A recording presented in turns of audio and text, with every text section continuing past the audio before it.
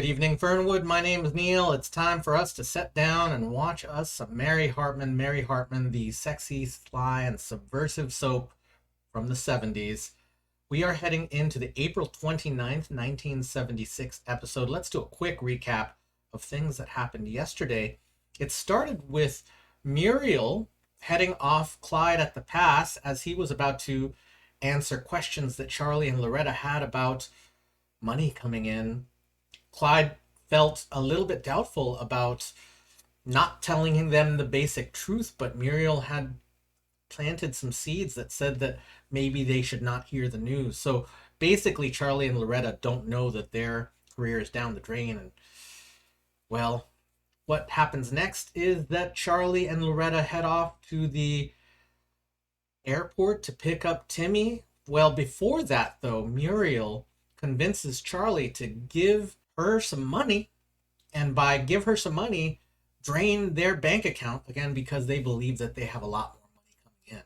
She gets her money, she gives them the letter, or not gives them, but she leaves the letter for them that was meant to be received with their check, and then she kisses them goodbye. They're not there, but she kisses the home goodbye. The second half of this episode was a longer conversation, one of those real talk conversations between Mary and Tom about infidelity. Before we get to that conversation, though, I want to point out that at the start of this scene, something was happening that I didn't speak on and wasn't spoken on in the scene, and that's that Tom was cleaning a gun. That's something that I don't associate with Tom, so I will leave that as unspoken, maybe subtextual information about how dangerous his life is starting to become now that he's involved in union office. But again, it's not spoken on, it's just left there for us to guess about. But then we get to a conversation about infidelity, and I talked a little bit yesterday about how I feel that the conversation was somewhat incomplete, but basically the subtext of this is that Mary seems to be thinking about infidelity. Mary asks Tom how he felt when he was with May months and months ago, at least as far as episodes go. And Tom shuts her down because he doesn't want to think about it. He may have some guilty feelings. I would expect that he has lots of guilty feelings because at the core of it, I do really believe there is a nugget of love between the two of them, but Mary is currently having a crisis of understanding how things work.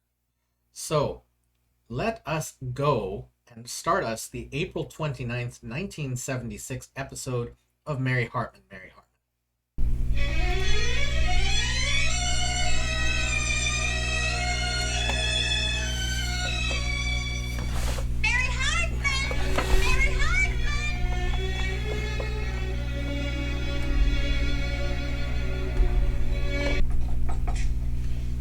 Anybody home? Why, hello, Roberta. Hello. How are you? Blocked. What? It's a chronic problem. You have a problem? I'll tell you, Roberta, when you get to be 83, and it's been 3 days, and you can't find any prunes, I consider that a problem. Raymond, I don't like to bother you, but you were just such a help to me when I was in trouble before. I thought I'd come and unburden myself to you again. Go right ahead. All right, Raymond, I'm just going to say it flat out. Dennis. You see, Dennis... Who's Dennis? Dennis Foley, Raymond. You remember, Sergeant Foley, the police officer. Oh, what about him? Well, I'm sure you know he's asked Kathy to marry him. I do. Don't try to spare my feelings, Raymond. I know it's all out in the open now. Now that you mention it, Kathy and my mother are shopping for our trousseau this afternoon. You got a cold? No. Raymond, I just want to tell you what he proposed to me. Oh, he proposed to you, too? In a way. Now, you can't say a word of this to Kathy. A word about what? Well, Raymond, do you know what open marriage is? You can't open marriage. It's not like a box of prunes, you know. Well, what it means is that if a couple gets married, they retain their freedom. See, they keep their freedom to have other relationships outside the marriage. That way, a person who has, well, two people who really love to be with each other but aren't married to each other can have some of each other without all of each other. Huh? See, Dennis and Kathy would have an open marriage. And Dennis and I would just keep our relationship like it's always been. The only thing is, I don't know if it's right. Morally, spiritually, even practically. And Stet was no help, so I came to you. I just need an objective opinion. Hey, you want my advice? Oh, yes, please, Raymond. What do you think? You go to that fireman or whatever, beg his forgiveness and marry her. And now you'll have to excuse me, Roberta. I've got to find those prunes.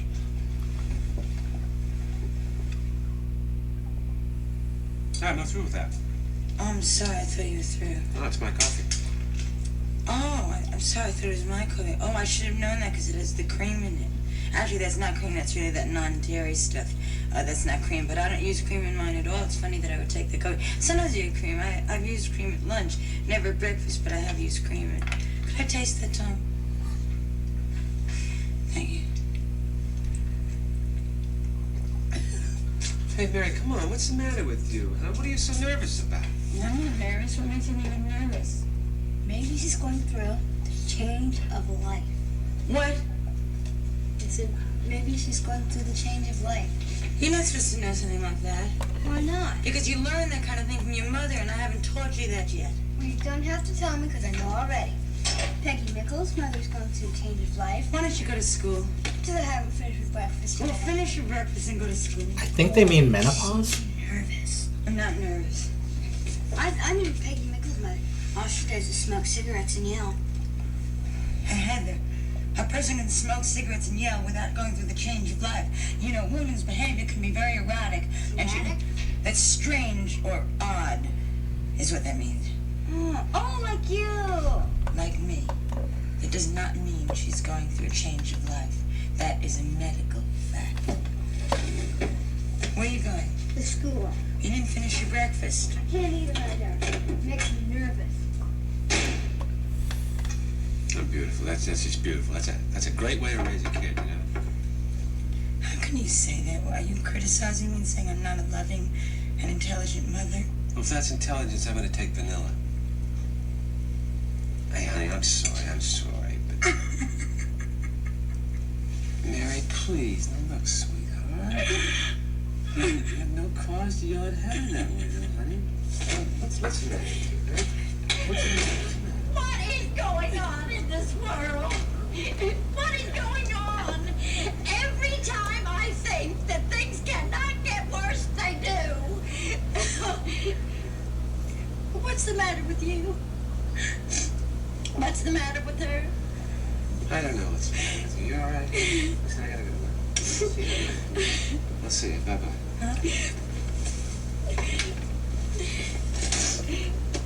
What's the matter with him? Mary, I have asked you 3 questions. Will somebody please answer one of them? What is the matter? It's Heather's talking about going through a change of life. At her age? Oh, that's ridiculous. She's much too young to go through a change of life. She hasn't even got anything to change from yet.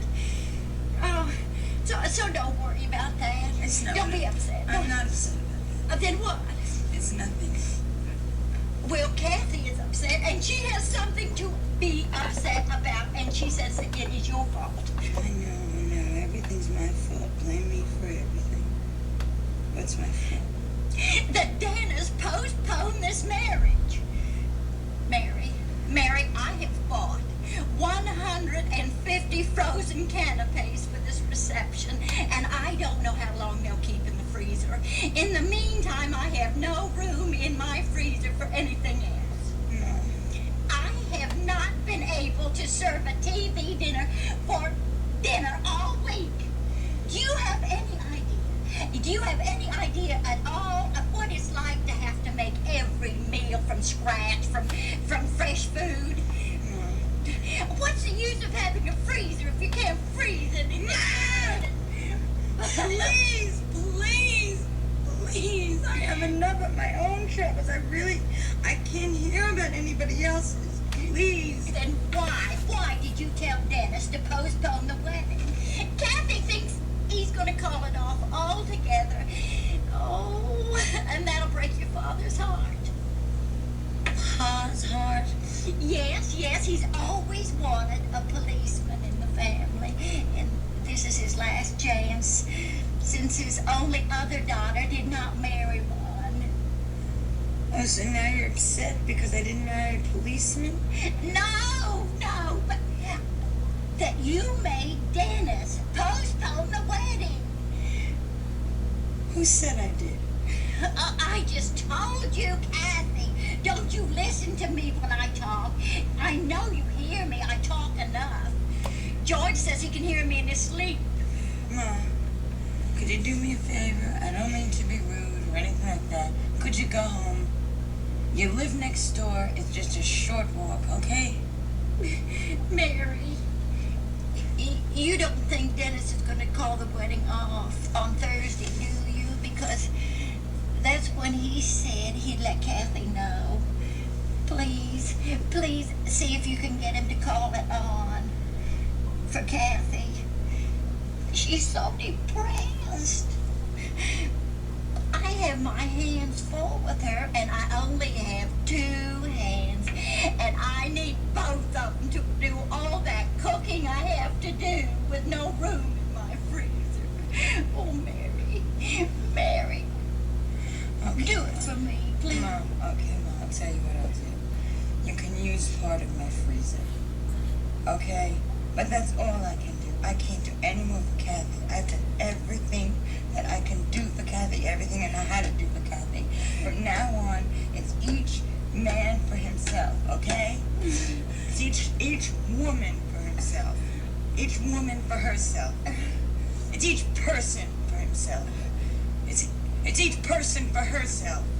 It's each Homo sapien for itself. God, I hope one of these is right.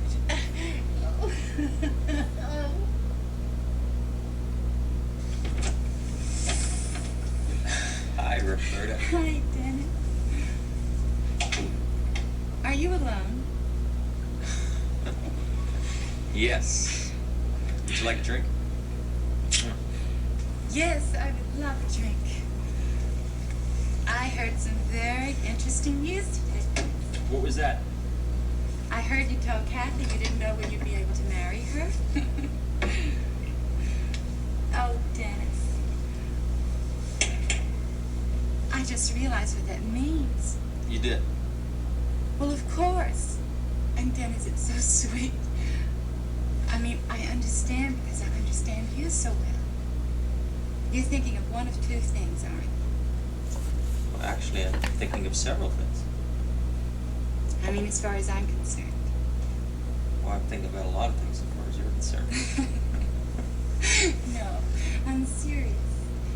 I'll tell you what, I'll tell you the 2 alternatives I think you have in mind, and you tell me if I'm right. Shoot. Well, I know how genuinely and sincerely you want to have an open marriage.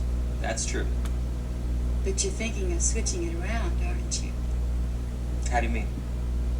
Well, instead of marrying Kathy and having an ongoing relationship with me, you're thinking of marrying me and having an ongoing relationship with Kathy. And Dennis, if that's what you truly want, I mean, if that's what you think would work out better, it's perfectly all right with me.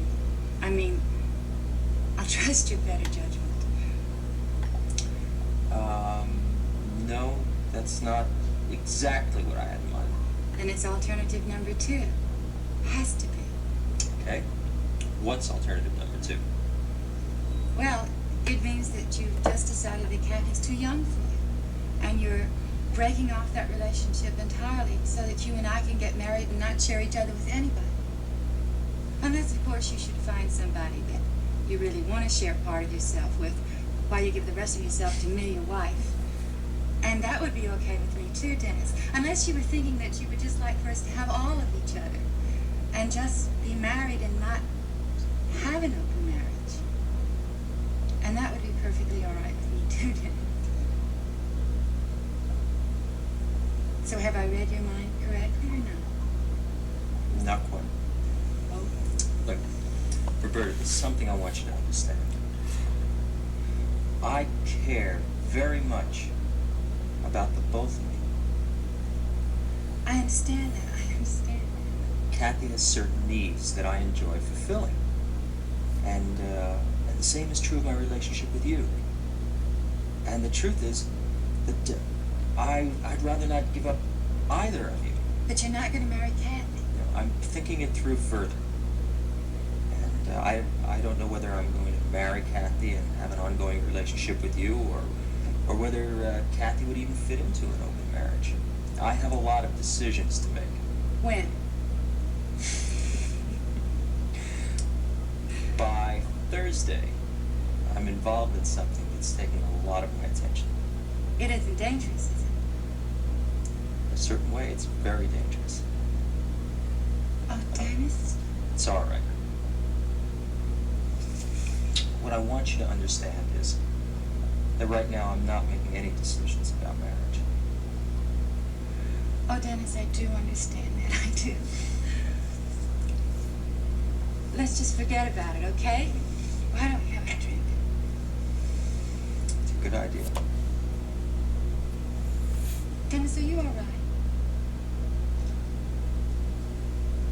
Your guess is as good as mine, Roberta.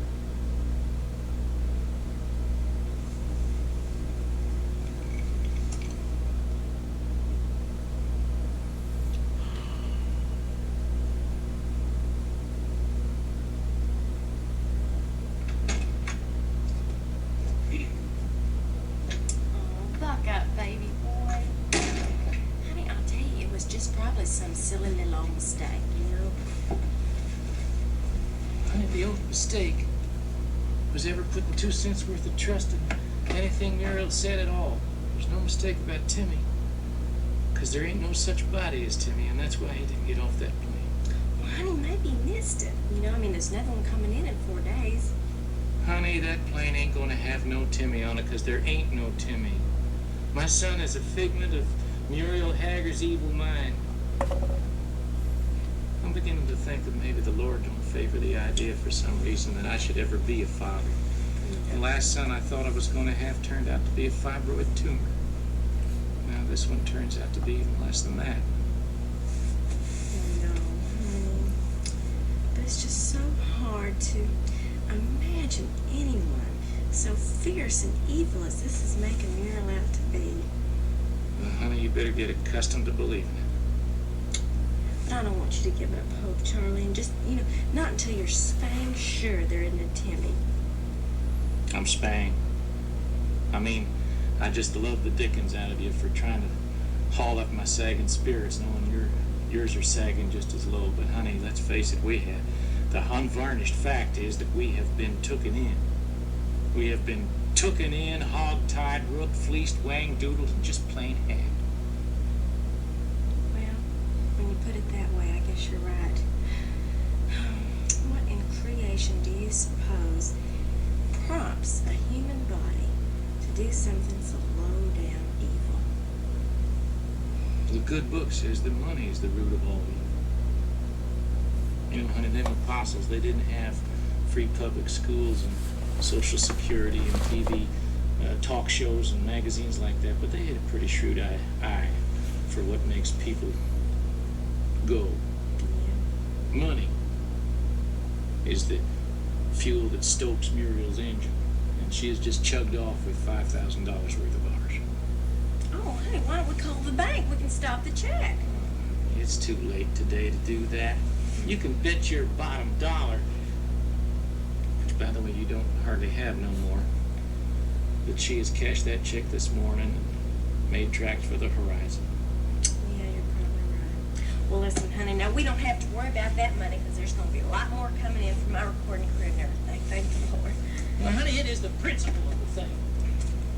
I mean, when a man shells out $5,000, he doesn't expect to spend the whole day hanging around an airport waiting for a son that never even existed, eating stale airport sandwiches and pacing up and down enough to wear out a year's worth of shoe linen. You were pretty nervous, weren't you? I was nervous. I was so nervous I weighed myself 3 times on those penny weighing machines, which cost a nickel now. And I got 3 different fortunes, one of which said that I was going to marry a tall, dark, handsome man. Oh, honey, come here and sit. Now listen to me.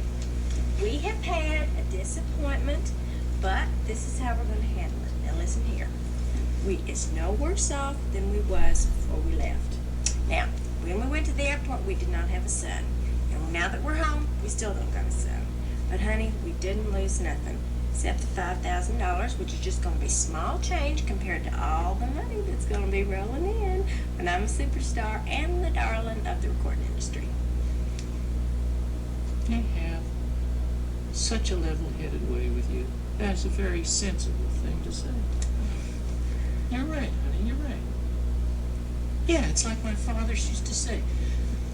He always used to say, if somebody slaps you in the face with a dead fish, just pick the fish right up off the floor, chomp the critter in the fry pan, and whop yourself up a good meal. That's right. That's right. So now, you're not going to be low down and miserable, are you? No. With a fantastic life like you, I would have to be dumber than a lop-headed mule to be low down and miserable. Oh, Charlie, that's the sweetest, most romantic thing. Okay, honey, now listen here. What we're going to do is we're just going to pretend like Muriel never darkened our doorstep, okay? And we're just going to look forward to the future of fame and fortune. But we can't do that on an empty stomach, can we? So I'm just going to mosey on into the kitchen up in the refrigerator and get us some BBQ crabs that we got left over. Yeah, a little hot water cornbread, okay? Charlie, what's this? What? Hey, this is a letter from the river company. Well, rotten old Muriel must have found it at last. Probably got the contracts in there. Honey, maybe there's another check. Open it up. Okay. Oh, Charlie, I just remembered we got another letter wants to be opened too. What? Well, honey, I don't want to sadden you or anything, because of the pain you still feel over little Timmy, who you just hadn't even got over that he doesn't exist or anything yet. But remember that letter, that Muriel wanted us to give him? Well, I thought maybe you better read it, An awful fact. I wonder what she could have written to somebody who doesn't even exist. Well, maybe he does. I'll tell you what, you open that one and I'll open this, okay?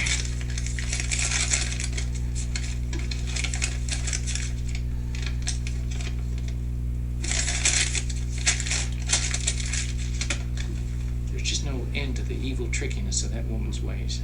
That's letters, nothing but blank paper. Charlie. What? Charlie, they've canceled my recording contract.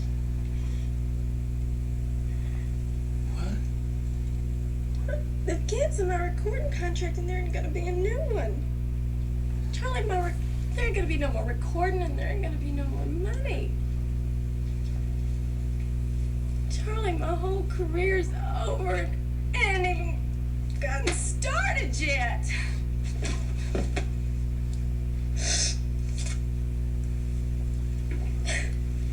Oh, no.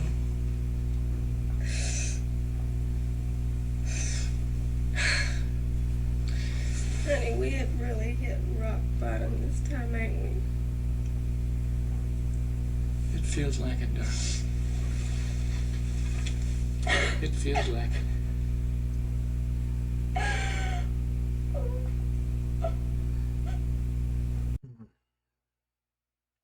Heart sinks a bit.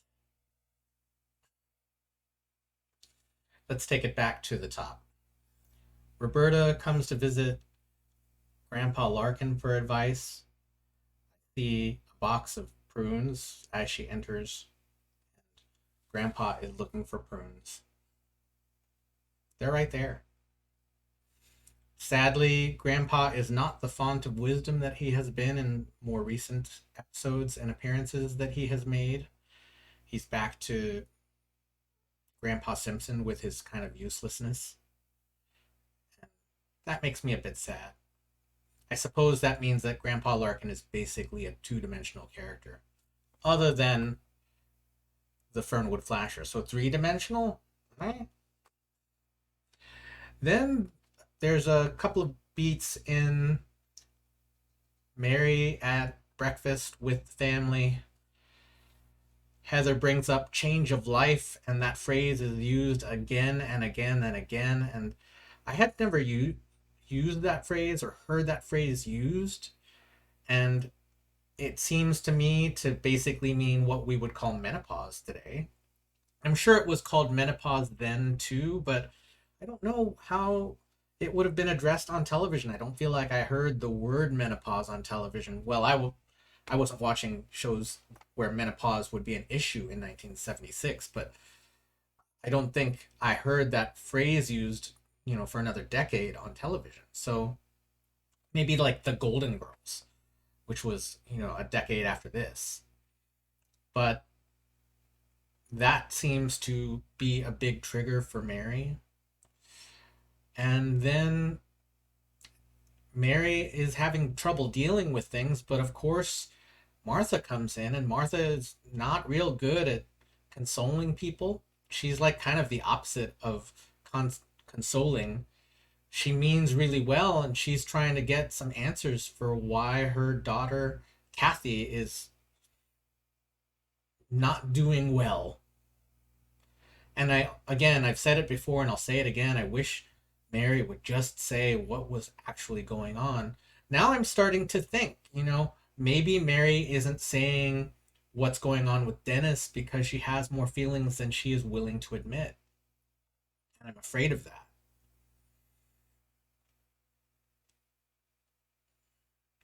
That hadn't occurred to me because I see Dennis as quite evil. But it is clear that she has some amount of feeling for him. So I guess we'll see, especially in light of that conversation yesterday. Then we see Roberta and Dennis, and maybe the most ethical thing that Dennis is doing is making clear what he wants, but I don't think of Dennis as ethical in this situation, mainly because he's sort of created all of this stuff that other people have to deal with the emotional ramifications of, and just because they're other people's emotions, he is not being careful with them. And that's not cool in my eyes. I really dislike that. Even if he is being verbally clear right now, I mean, I don't see any reason anyone should feel like they can trust him. I really don't understand why everyone loves Dennis so much. Kathy wants him, Roberta wants him, Mary wants him, and it's gross. And then finally, rock bottom for Charlie and Loretta, who were consoling each other after Timmy ends up being a non-entity. And then finally, they understand what is going on with the contract, and that they have been swindled out of the last of their money. No money is coming in, and also there's no Timmy. Well, I suppose things aren't over for them, but they basically lost everything. That was the April 29th episode of Mary Hartman, Mary Hartman. I'm glad that you can come spend time. We will see you tomorrow